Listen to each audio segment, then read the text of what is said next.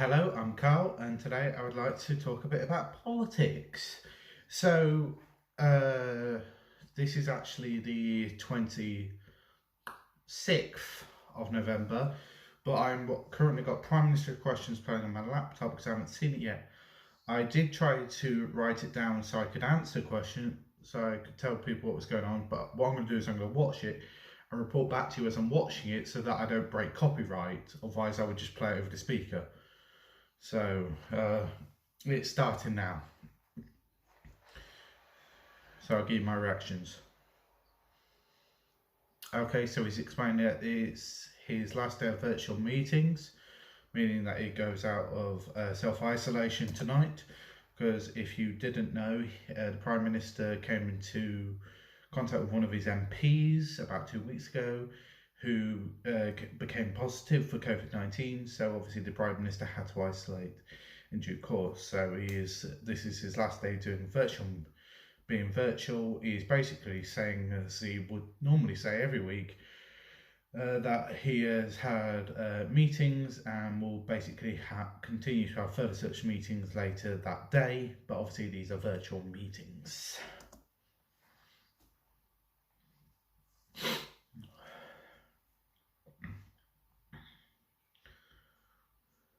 Okay, so it's Lawrence Robinson, which is a Conservative MP, asking the first question.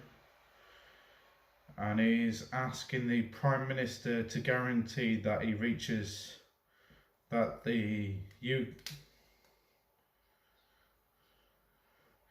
basically he's asking that the transition period will be completed by the end of the year. Prime Minister says he can make that guarantee. Apparently our position on fish hasn't changed. And he's saying if the EU accepts the reality to the access to our waters. Now we're going to Sir Keir Starmer, who is the leader of the Labour Party and the leader of Her Majesty's official opposition. Let's see what he's got to say.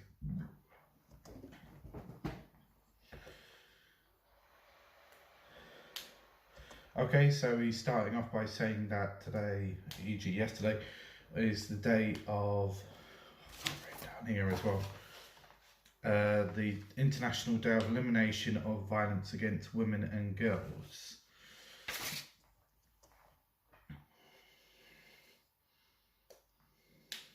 He points out that on average a woman is killed by a man every 3 days in this country, which is a shocking statistic, and sadly that this pandemic has only given an increase in that, and that he joins those marking that day.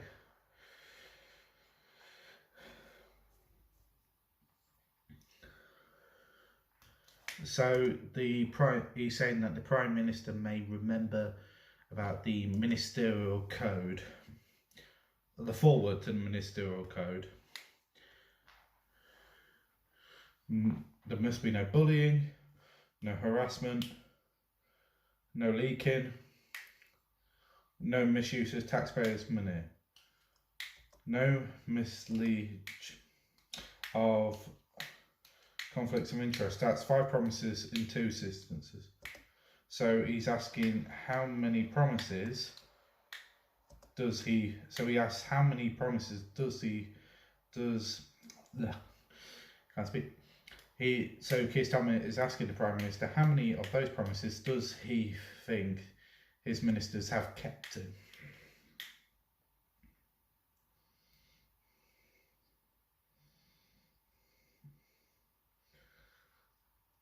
So Boris Johnson has started by saying that he believes the ministers are working hard and are doing an outstanding job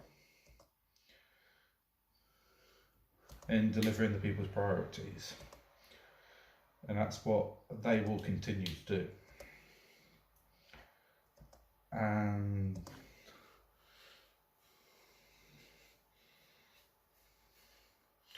and that apparently later that day we'll be hearing how ministers have taken the country forward, and programs in schools and hospitals for generations.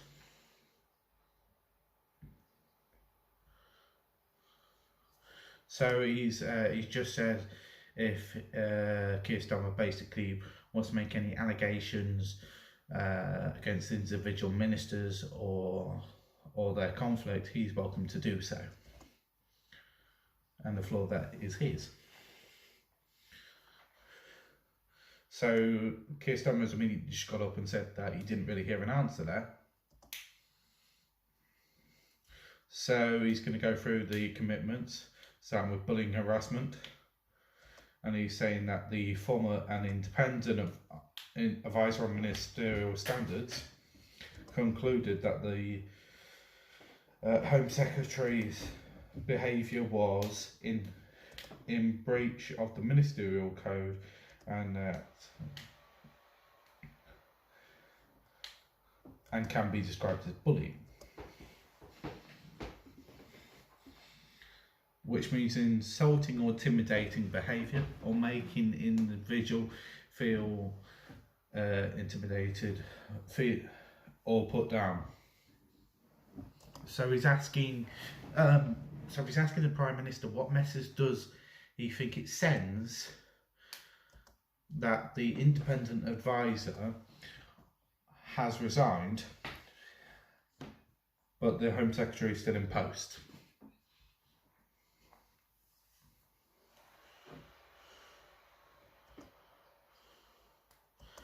So the Prime Minister has started by saying the Home Secretary's decisions is an entirely matter for him, but the Home Secretary has apologised, even though it wasn't an official apology. That's my view.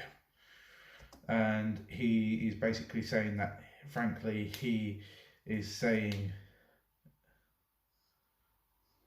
the Prime Minister is making no apology for sticking up by the Home Secretary, because the Home Secretary is getting on with what the people's priorities by already putting 6,000 of 20,000 more police on our streets. But it is obviously well known that, of course, that the Conservatives actually took off 21,000. So, good start, Prime Minister.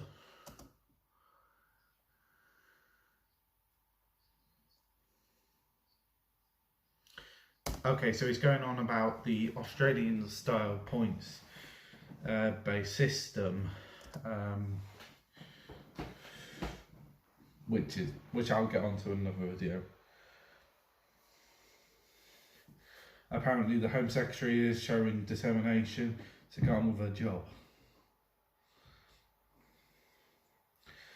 So Keir Starmer has just got up and said that any other Prime Minister would have sacked the Home Secretary, and any other Home Secretary would have resigned, which they would have, in all fairness.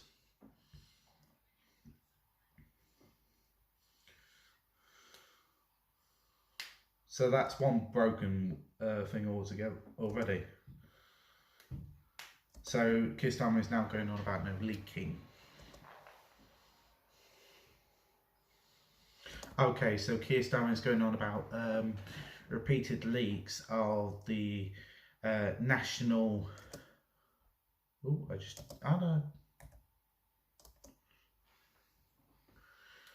About the Prime Minister's plans about a second national lockdown, because they were leaked all over the national newspapers, forcing an emergency press conference. Oh, sorry, Treaty Press. And there's been more leak in the last 24 hours. And that this leaking is causing serious anxiety to millions.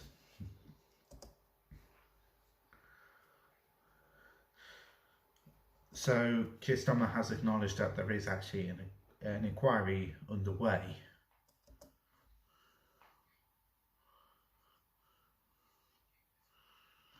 So he's just asked the Prime Minister if the Prime Minister is knows basically who is leaking this important information.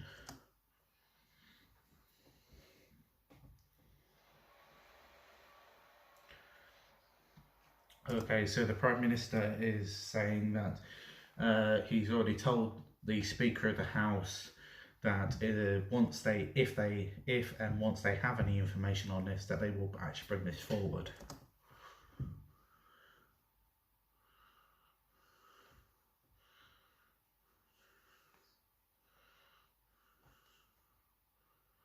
Apparently, Boris Johnson is basically saying that Starmer's only going on about trivia, and that people want to see his support and other members across the House on the measurements. Boris Johnson then continues to say that Starmer continues to make attacks on his leadership, which he does because that's what the leader of the opposition is meant to do. But anyway,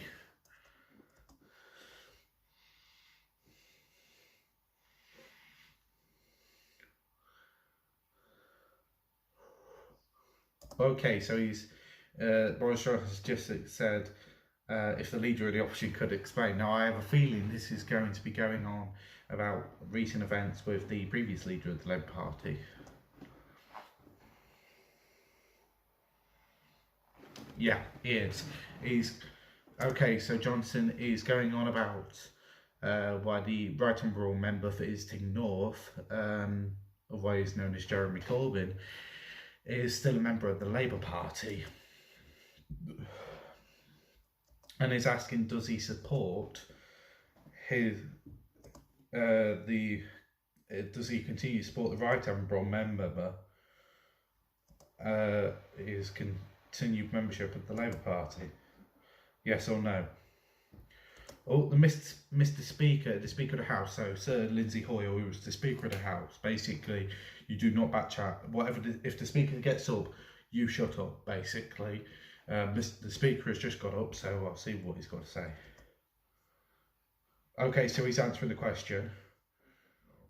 Okay, so Mr. Speaker is pointing out, as he has done several times in the past, excuse me.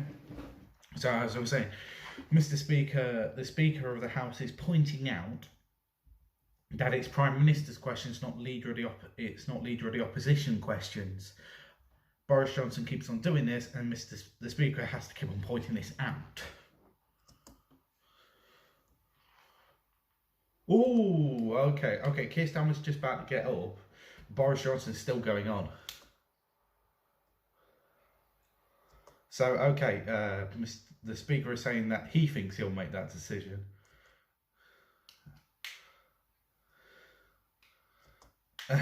So, okay.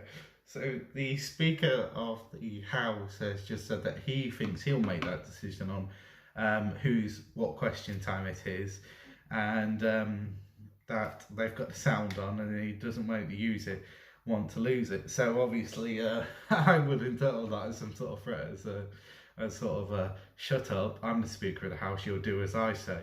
Not even the Prime Minister can overrule the Speaker. That is because the Speaker is to keep order in the House. But anyway, let's move on. That's quite interesting. Yeah, there's laughter in the chamber. Johnson's still trying to go on. Oh God, Johnson needs to shut up.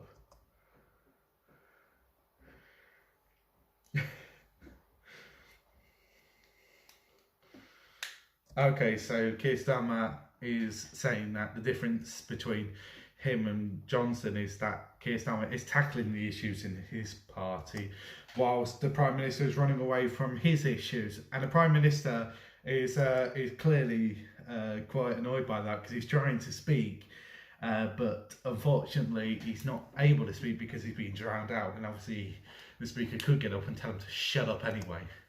He's really not happy. The Prime Minister really isn't happy. Okay, so Starmer is saying that he takes it from the Prime Minister's answer that he has no idea who's leaking them.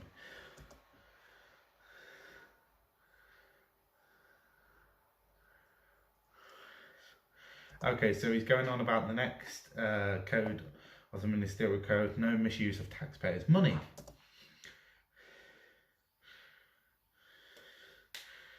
Okay, so Starmer's going on about that he's raised for weeks about the waste of taxpayers' money on contracts that don't deliver.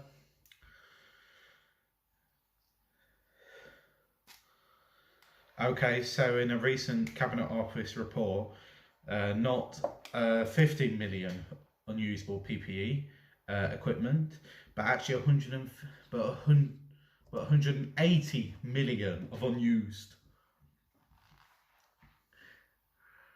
Okay, so the National Audit Office is saying that another £240 million was spent on face masks that can't be used. So he's asking if the Prime Minister will come clean how many millions of pounds have been wasted on equipment that can't be used.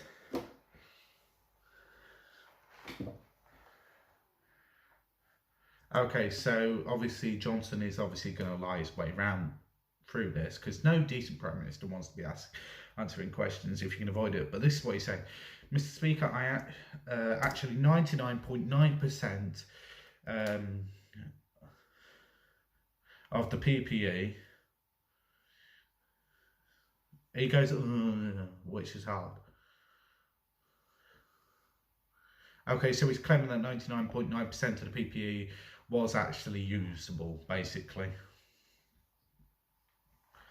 He's saying it's pathetic lines of attack from the leader of the opposition that were faced with a national pandemic, and the government's been attacked by the Labour Party for not moving fast enough. And he remembers that the Right Honourable Gentleman E.G. Keir Starmer, and that we needed to unblock the blockages in the system, and we needed to shift heaven and earth to get it done. And he complained that we're moving too slow and now we're moving fast. And he's saying he's got to make up his mind. So Boris Johnson, obviously there, is just talking absolute rubbish. But anyway.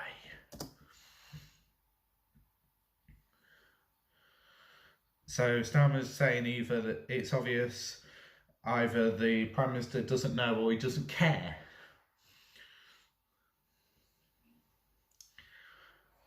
He's saying that it's not looking so good for the Prime Minister. And the next one's no conflict of interest. And he's saying, where does he start? Oh, apparently last week, suppliers with political connections were 10 times more likely to get government contracts. And this week, the Sunday Times report that the Health Secretary appointed one of his closest friends to appoint, who is a major shareholder in lobbying the government on behalf of its clients. And some of those clients have secured tens of millions of those government contracts during the pandemic. Okay, so he's asking if the Prime Minister was aware of this apparent conflict of interest.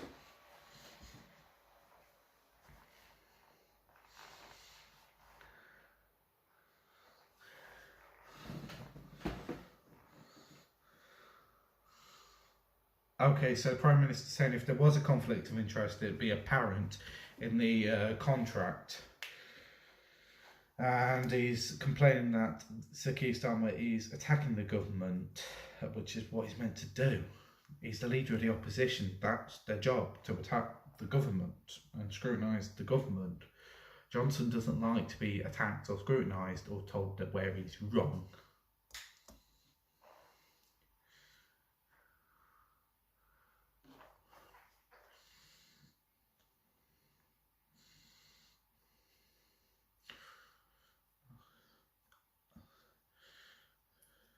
So he's claiming that the private sector is actually brilliant, when clearly it's not.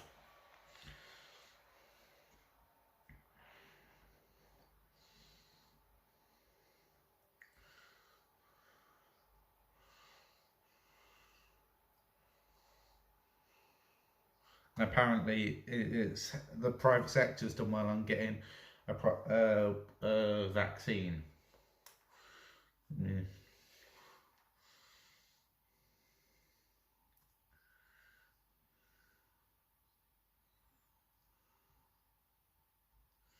So Johnson's asked Starmer, how else do we think that sorry, it's because I keep on repeating what Johnson said. Johnson has asked Sir Keir Starmer, how else does he think the government could have done it without the private sector?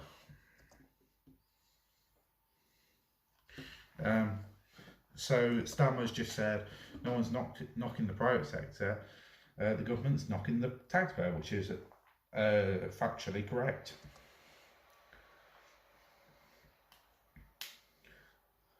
So Starmer's saying it's a clean sweep, government harassment, leaking, wasting public money and obvious conflicts of interest.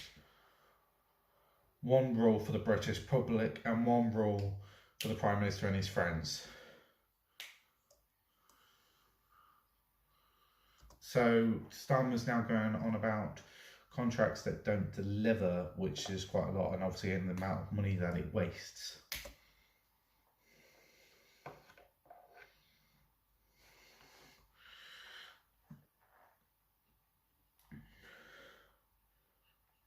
Okay, yeah, so he's pointing out if you've got a hotline to ministers, you get a blank cheque. But if you're one of these workers, frontline workers, you're picking up the bill. Okay, so he's asking, will the Prime Minister stop wasting taxpayers' money and basically give our key workers, our heroes, a pay rise that they obviously deserve?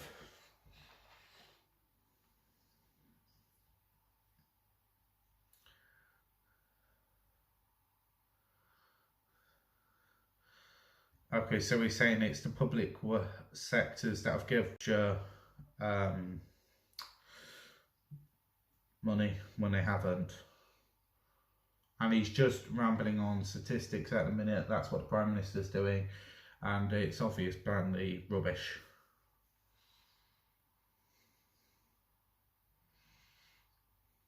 He's saying that this government has delivered free school meals. So I'll just pause it there.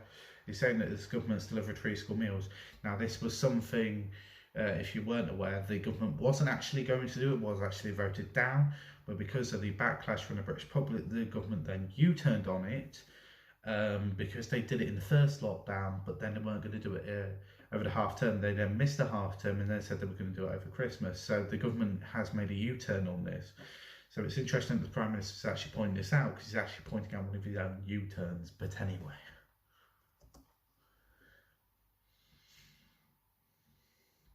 So he's claiming that they've also looked after the poorest and the neediest. Yet, of course, as we know, it's because of the government that the poorest and people have become the poorest and need the most help under this government.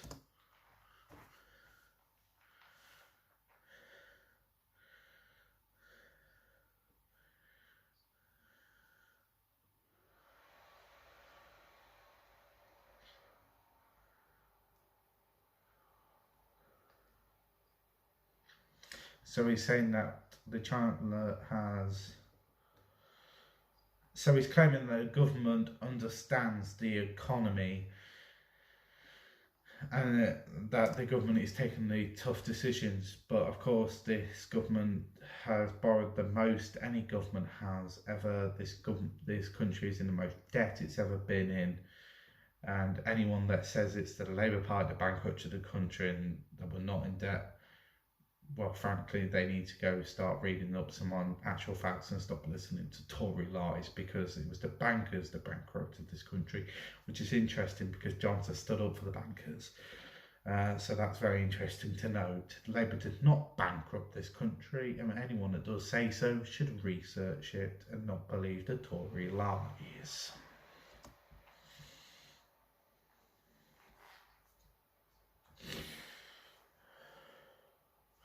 Okay, so what that last one was it was basically a grandstand by the Prime Minister, and what happens now is an MP asks a question, usually from the government side, usually a planted question, as the first question was from the first MP. And then it will come to Ian Barfield's, because the leader of the opposition gets 6 questions. On the 6th one, they can't obviously respond to whatever the Prime Minister says, and then the leader of the second biggest opposition gets 2 questions, which is Ian Blackford, the leader of the Westminster leader of the SNP, Scottish National Party. So obviously I'm just waiting to see what Ian Blackford's got to say. It'd be interesting to see whether Ian Blackford is there virtually or actually in the House. So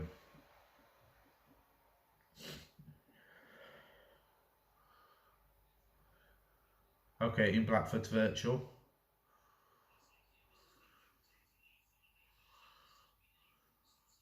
Okay, so he's gone about a foreign aid budget, which is being a source of unity and agreement across the House.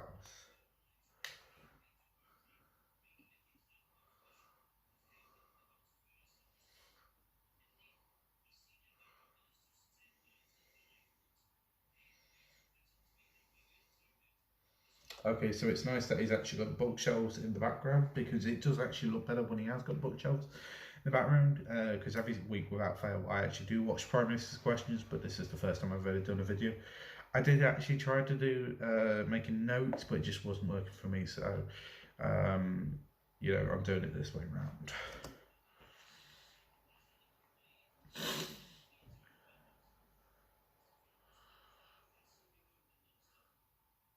So he's asking, obviously, about something that the House did in regards to helping the poorest, and especially in Scotland, obviously, and he's asking if the Prime Minister agrees with their senior minister.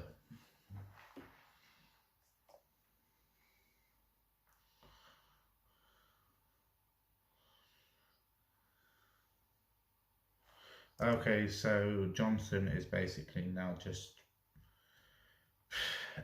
I don't know how to describe, really. It's interesting that Boris Johnson is claiming again, just sort of saying that the way they're going about it, they invented it, that it was them that invented it,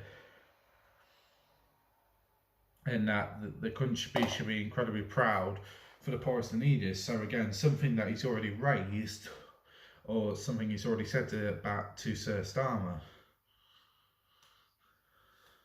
So he's just sort of repeating himself.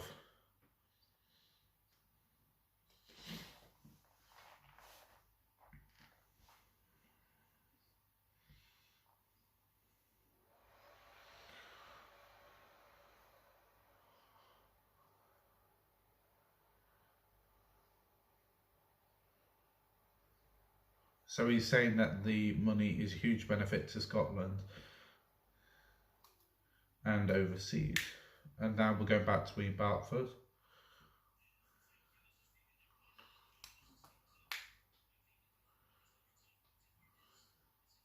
So Ian Blackford is saying that he's glad that he agrees with Ian Blackford, because the words that Ian Blackford quoted were actually the Prime Minister's words from 6 months ago.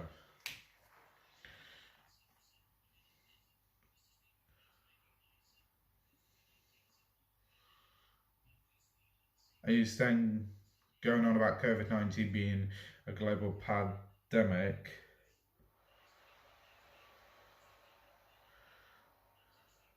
Okay, so he's saying about how it will push people into poverty and make people hungry.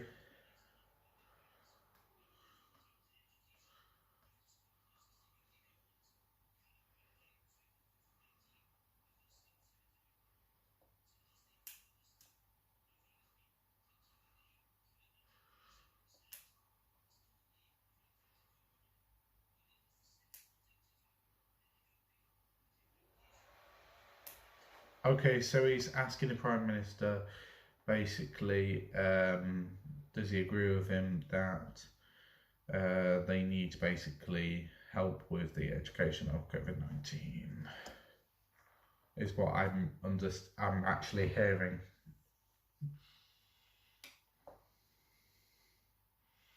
So Johnson is saying that he agrees that the UK should be playing,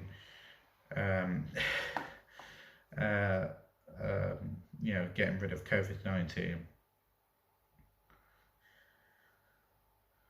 So he's basically saying he wonders how much Ian Blackford knows how much the UK has given with regards to COVID-19, but obviously Ian Blackford will be aware of this number. But Johnson is just sort of doing another grandstand, if you like, saying that that the UK has put the most money into helping those with COVID-19. And he's going on about the vaccines. So basically, what that was the PM not really answering it, in my opinion. So how Prime Minister's questions works, I should probably explain this at the start, is an MP will get up and say, "Number one, Mr. Speaker," which is basically asking a question. And then obviously Johnson will say that he's been in meetings and will continue to have further such meetings later that day. The MP that got up and said number one, then asked their question, then obviously Johnson responds, then Starmer then asks a question, and then Johnson answers it. That happens 6 times. Then an MP, usually on the government side, asks a question which is usually planted. And what I mean by that is Johnson knows that question is coming. And then it goes to the second largest opposition, which is the Scottish National Party, the SNP. They then ask 2 questions, and obviously Johnson answers it. And then it's just questions flipped between the House, government opposition, government opposition, government opposition. So, yeah, that's how PMQs works, even though Johnson seems to think it's opposition's questions. But anyway, so obviously, like I said earlier, I've tried to make notes whilst I was watching this earlier, but it really wasn't kind of working for me. I mean, I can try to improve on that, or I can do this, where I'm listening to what's been said and then sort of say that back to you. Sort of tell me in the comments what you would like me to do. I'll probably try a few things over the next few weeks, but yeah, if you tell me below the comments what you think and how you think I should go about it, I will certainly look into it and consider it. But I hope you've enjoyed the video. Thank you.